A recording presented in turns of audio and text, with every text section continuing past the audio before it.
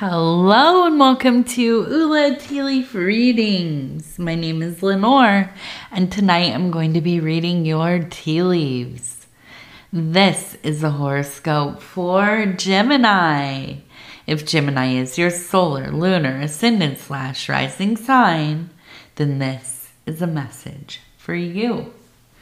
All right, let's get started. All right. We have the 9 of Wands, which has everything to do with strength. Which makes sense to me. Gemini, you always have a lot of strength, don't you? All right, let's go ahead and take a look and see what these tea leaves have to say. And if you haven't subscribed yet, please think about doing that. You can hit that little bell. It'll let you know when the next readings are coming out. It is free for you to subscribe. All right. So we already have some interesting looking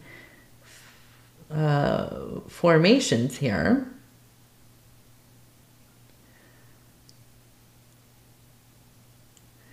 So, happy birthday. Let me just say, happy birthday, Gemini. If your birthday is today, super happy birthday to you. And if it has already passed, super duper happy birthday to you. And if it's coming up here in the next few days, yes, super duper happy birthday to you as well. My daughter's birthday, she's a Gemini. I can't lie to you. Let me just tell you, when I was pregnant, I was hoping, oh, we're going to get a Cancer baby. Cancer people usually are the most compatible people in my life. Like my husband's a Cancer, my mom's a Cancer, or she's my late mother. Other people in my life, Cancers, I'm very close with. I thought, yes, we're going to have a Cancer baby. Well, she decided she's a Gemini. Now, I was a little freaked out by this. I have to be 100% honest and open with you. I have a Gemini niece who I adore, but I don't ever think of her as a Gemini, I guess. She's on the cusp of being a Cancer as well.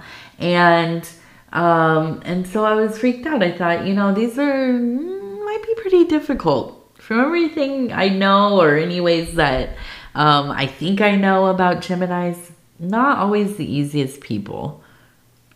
Maybe not my kind of people, right? Well, guess what? I was freaking wrong. I was so wrong. I just absolutely feel like I was surviving on, or not even surviving, I was living in the illusion of stereotypes. And let me just say, I am the ultimate champion for very much all major Gemini placements, but absolutely solar Geminis are the best. The best. And most creative, very creative people, and have such motivation to do things. I just love it.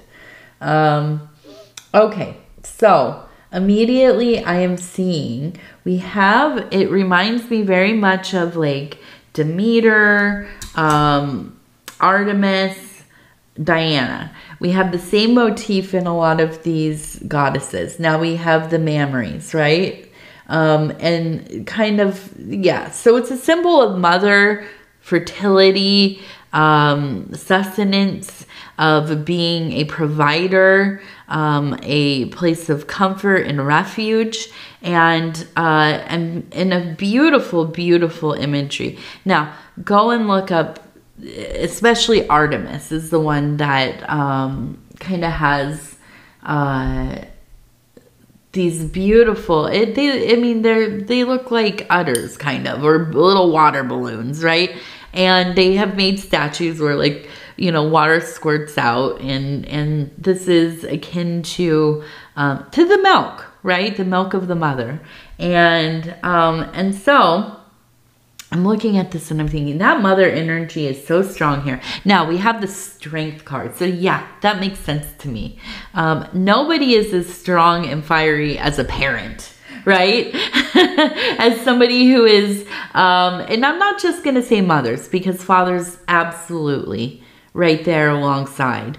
But yes, nobody is as protective, as, you know, hopefully loving and available emotionally, and that place of refuge for their children, as parents are. So I feel like this is a big energy in your life. Maybe right in this moment you are a parent, maybe you are a grandparent.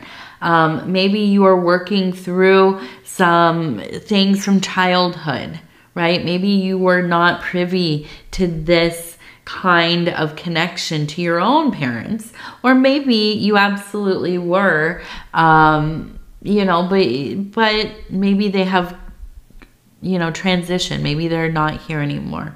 There might be a loss there, and kind of a feeling of missing that comfort.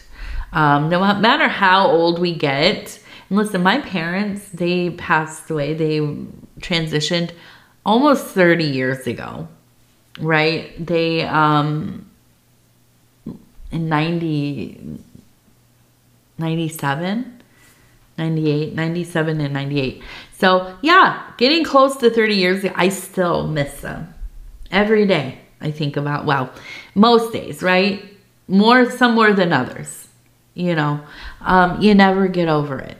You never stop missing those core people to your life.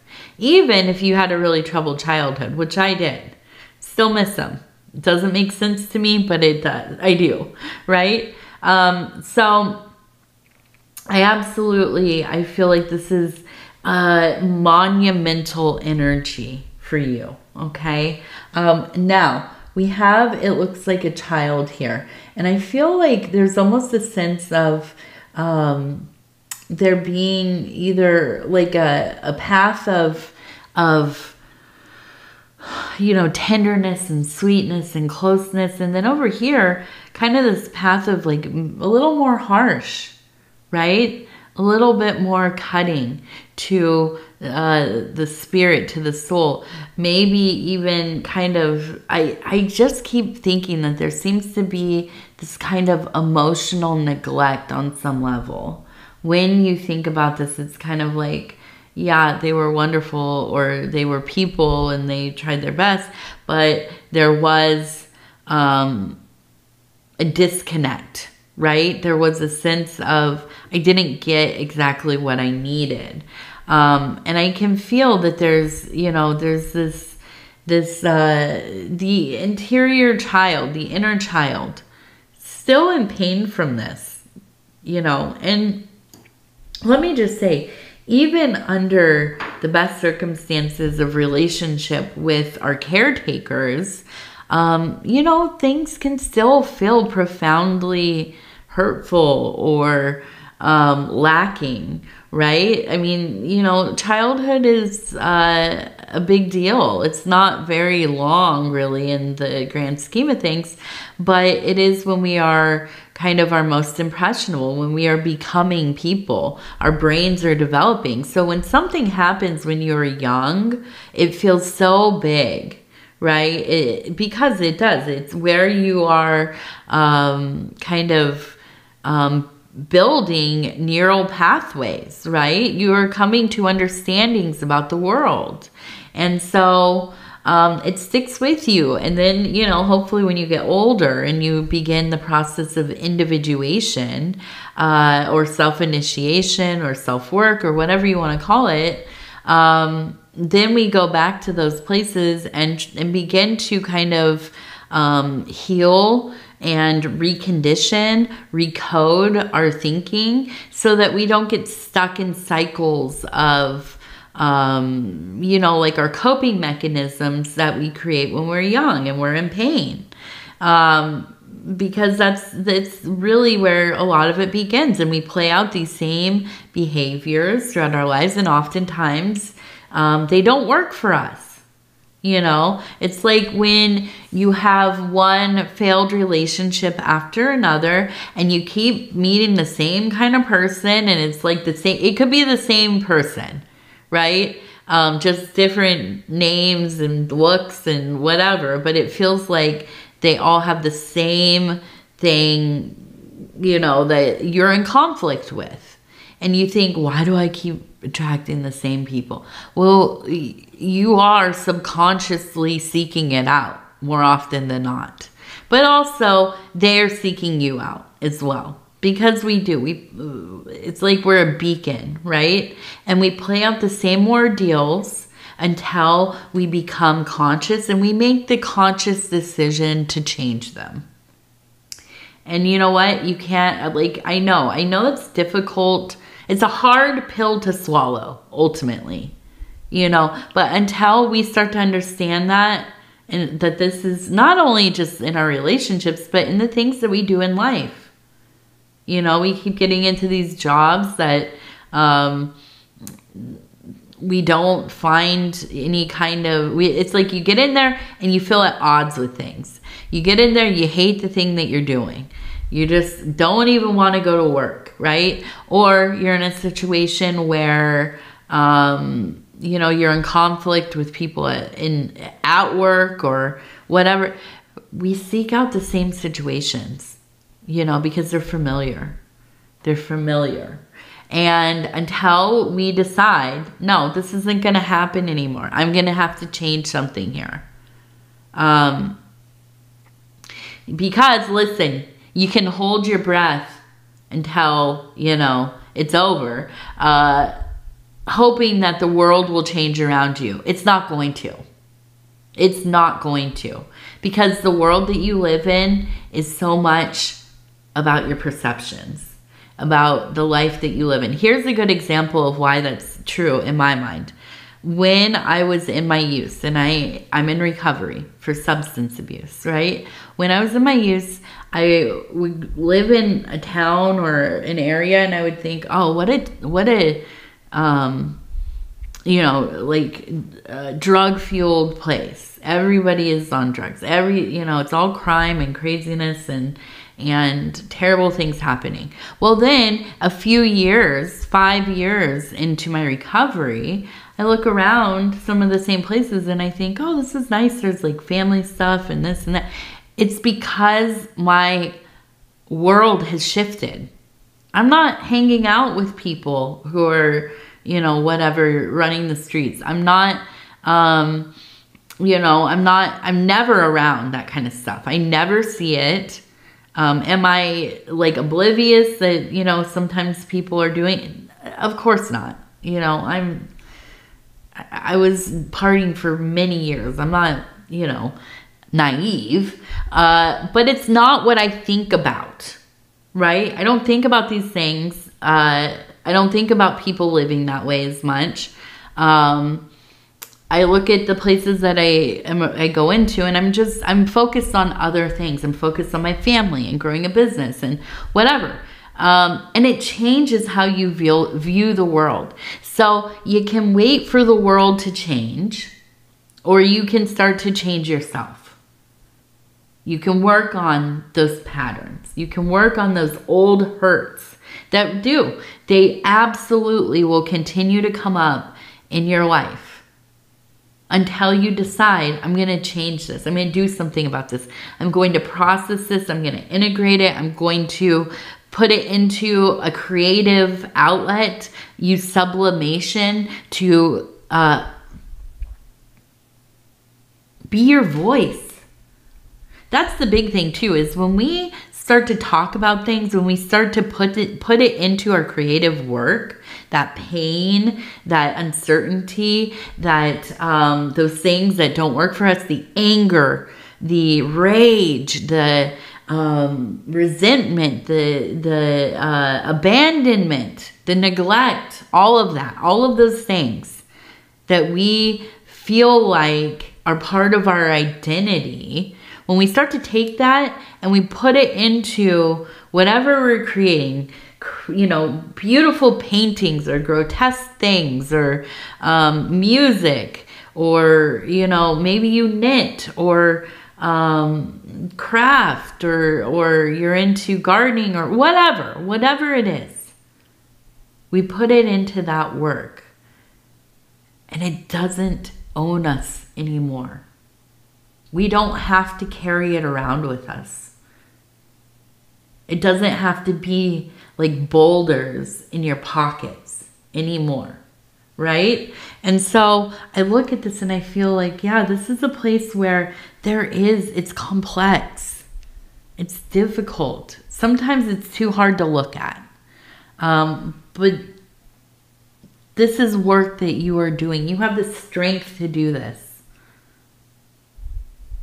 You are saving that child within yourself, that hurt child, that child that feels unheard, that feels forgotten, ignored, you know, made to feel like the things that you care about are not worthwhile, silly, ridiculous, your dreams, not, you know, not, what's the word, realistic.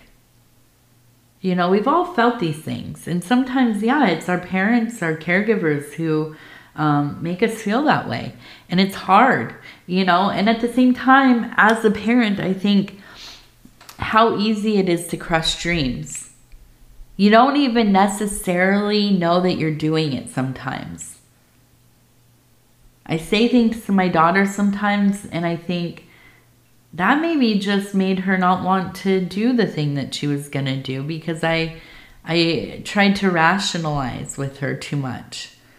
You know, I don't want to destroy the magic that she's experiencing in life. But sometimes I absolutely do, because it's a sense of like trying to herd the cats around. We don't have enough time to do that right now. That's not something you should be doing. I don't, you know, you're not old enough, or, you know, whatever. Or I tell her, oh yeah, you don't like that. We already did that. You didn't like it. Well, I'm not going to, why should I tell her that? Maybe she'll like it this time. Maybe it's different in some way, and then this time she'll be receptive to it. I don't know, but, you know, as a parent, you just sometimes say things and you're like, oh my gosh. Hopefully that doesn't become a core memory. Okay, so we have two people sitting here. We have a baby. We have somebody holding the baby. I feel like, you know, a lot of this maybe is coming up because there is a baby in the mix here somewhere. I feel like there's maybe visiting with a family member that has the baby. Maybe this is your grandchild. Maybe you have a baby, or one on the way. But there is the energy of a very young, youthful spirit, right? And the children of our families, they are the light that really comes in and you know, really illuminates things for us. Aren't they? I mean, they are. They are the joys of our life. And so I feel like, yeah, some of this is about, you know, being around children, being around a child, and thinking about your own childhood, thinking about your own parenting, and and maybe going into being a grandparent and thinking, or a great grandparent, and thinking, I'm going to do things differently this time. You hear that a lot from people who are, you know, they say, yeah, my children were wonderful. You know, I learned to love through having my children, but now as a grandparent, it's even more, right? And that makes sense to me in a lot of ways, especially, you know, if you're not the primary caretaker. You love deeply and you get to do all of these wonderful things with this child and be there for them, but you're not necessarily the one that is doing all the, you know, the stuff you don't want to do. And so, yes, I feel like there could be so much room for a deep, deep, deep love there. And so I do. I feel like this is a sense of family, of community, of coming together. and doing right by these children in your life, making sure they have all of the things that you did not have, making sure that if you have raised children, where you misstepped, you are more aware this time around. Okay? And I think this is absolute growth as a being, and that is very apparent to me. Okay, so up here, I'm trying to figure out what is this. Now, I think it feels like it says lead. L-E-E-D, like leads maybe, or L-E-A-D, I feel. Yeah, so lead in some way. Now we also have the goddess up here again. So a feeling of, yeah, this kind of primordial goddess showing up over and over again, the fertility goddess. So I absolutely feel like this is a case of, you know, great creativity, of connection, of belovedness. Now we also have a person on a horse here, okay, holding, it looks like a chicken. So having, I feel like movement into having a relationship with the divine in such a way that you are making resources for yourself. The eggs, right, coming from the hen. So yes, I think that you are taking care of the things that you need to, doing the work that you need to, focused on your career as well, and making sure that you have those resources coming in. Okay. And also I think, you know, working on that nest egg. You know, I know that this time in the world, the way that everything is, it's very expensive. It's hard to save money. And so where you are, you know, maybe it's not a ton, and maybe it's going slowly, but you are financially minded, okay? You are not going to squander the hard work that you're doing. And so I see that you are putting together, you know, these little savings, and maybe they're turning into bigger savings and bigger savings. And that's a wonderful thing, you know, to be able to have some things squirreled away, you know. Now we also have a zero, just a zero there. And so I think that's maybe going to be your lucky number. It is also related to the Fool, that Fool energy. So maybe a little bit of, you know, letting go of your inhibitions and allowing yourself to enjoy, to be in the moment. Now we have another zero here, but this is 70. So we have 70, and we have 1, 2, 3, 4 illuminating lights. So I feel like a series of 4 kind of emanations coming through. Dreams, visions, maybe synchronicities, repeating numbers, words, concepts, patterns arising in your life. And this feels important. So keep track, writing down the things that are repeating themselves. Now, maybe it is like an animal that you're seeing, or, you know, things that, well, I had a big synchronicity yesterday. I did a reading, and I think it was for Scorpio.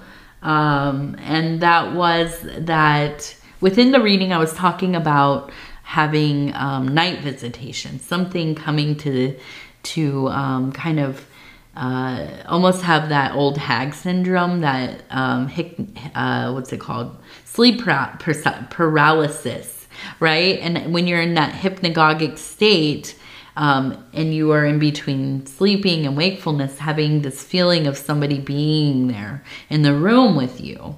And so anyways, I won't recount the whole thing. But then later in the day, I was talking to my niece, who is staying with me right now. And she was asleep while I was doing my readings. I had to get up very early in the morning. Actually, you know, I'm moving into reading very early in the morning, instead of late at night. So it was about, you know, 4:45, 5 in the morning when I was doing my reading. And so many hours later, she had been sleeping while we were talking, or while I was doing this. And then we were talking about it. And she said, I had this weird dream that somebody was standing over me while I was sleeping. And I said, really? And she said, yeah. And she gave me more details. I won't divulge her dreams, as they are sacred. But I said, you know what? It's so weird. I had a reading about that this morning. She said, yeah, right. So anyways, I showed her and my husband, and they were like, that is so weird, right? And obviously, you know, we pick up on emanations from each other, but it was in the formations. It wasn't just something I randomly, you know, like an imagery that came through. It was in the formations.